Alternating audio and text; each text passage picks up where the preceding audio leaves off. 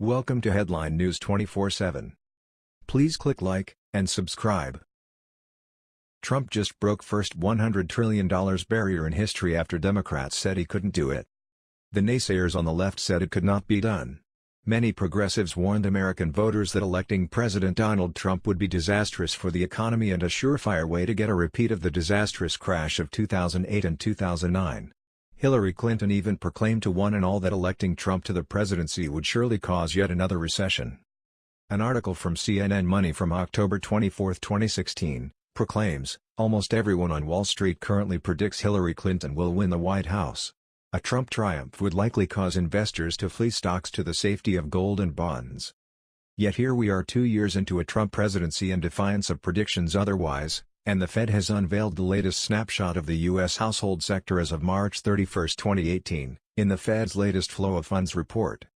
What has been revealed in the report is that with $116.3 trillion in assets and a modest $15.6 trillion in liabilities, the net worth of U.S. households rose above $100 trillion for the first time ever, hitting a new all-time high of $100.8 trillion, increasing for 10 consecutive quarters and up $1.0 trillion as a result of an estimated $490 billion increase in real estate values, as well as a $511 billion increase in various stock market-linked financial assets like corporate equities, mutual and pension funds, and deposits as the market soared to new all-time highs in the first quarter. From the Wall Street Journal, Americans' wealth surpassed the $100 trillion mark for the first time in early 2018. As rising home prices offset the hit to households' assets from a stock market swoon in the first quarter. Household net worth, the value of all assets such as stocks and real estate minus liabilities like mortgage and credit card debt, rose by 1% from the previous quarter, or more than $1 trillion, to a record $100.768 trillion, according to a report released by the Federal Reserve on Thursday. Total household assets in Q1 rose $1.1 trillion to $116.3 trillion, while at the same time, total liabilities, i.e., household borrowings, rose by only $44 billion from $15.5 trillion to $15.6 trillion, the bulk of which was $10.1 trillion in home mortgages. The breakdown of the total household balance sheet as of Q1 is shown below. Meanwhile, Hillary has once again been proven wrong in her doom and gloom assessment, spewing lies about anyone and everyone in an effort to get what she wants. In this case, it was to be President of the United States of America. She repeatedly cited the multiple times his businesses filed for bankruptcy as an example of President Trump's fiscal ineptitude. Meanwhile, she herself claimed to be DD broke in a woefully transparent attempt to relate to everyday Americans. She made the comment during an interview with ABC's Diane Sawyer. Sawyer pressed Hillary on her recent haul of $5 million in speaking fees. Hillary stated to Sawyer, "You have no reason to remember, but we came out of the White House not only DD broke, but in debt. We had no money when we got there, and we struggled to piece together the resources for mortgages for houses, for Chelsea's education. It was not easy. Bill has worked really hard. And it's been amazing to me. He's worked very hard." Except, Hillary was ranked the 10th wealthiest member of the Senate in the years following, with a net worth between $10 million and $50 million.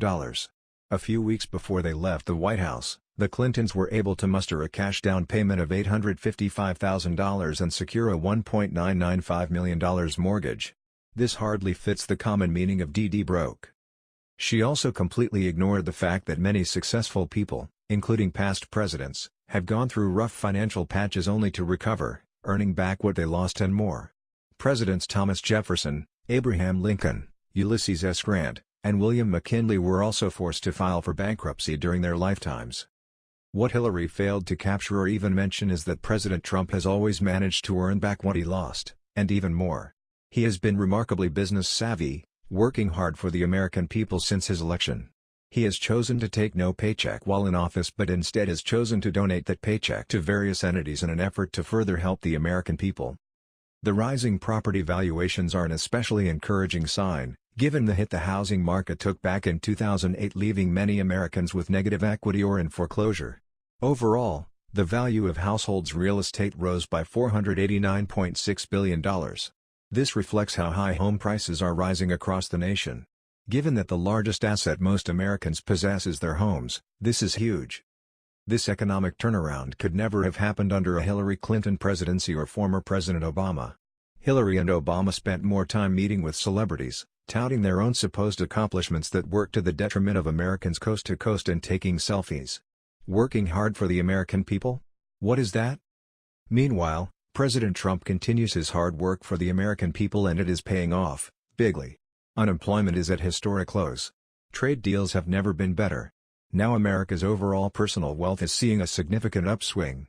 Obama frequently spoke about how President Trump's economic plans would never work, would never come to fruition while he was in the midst of campaigning for Hillary in her failed 2016 presidential bid. He stated during a rally for Hillary, "Some of those jobs of the past are not going to come back." Trump just says, "I'm going to negotiate a better deal." How exactly are you going to negotiate that? What magic wand do you have? Abracadabra, Obama. Abracadabra. That was the news. We thought you might be interested in knowing about this. Please click like and subscribe. Thank you.